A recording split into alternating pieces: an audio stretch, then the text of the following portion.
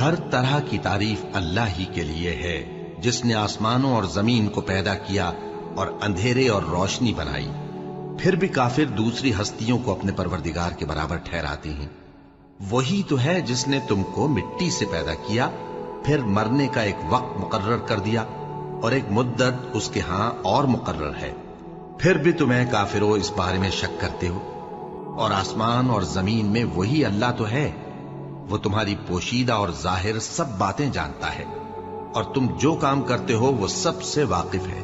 اور اللہ کی نشانیوں میں سے کوئی نشانی ان لوگوں کے پاس نہیں آتی مگر یہ اس سے منہ پھیر لیتے ہیں۔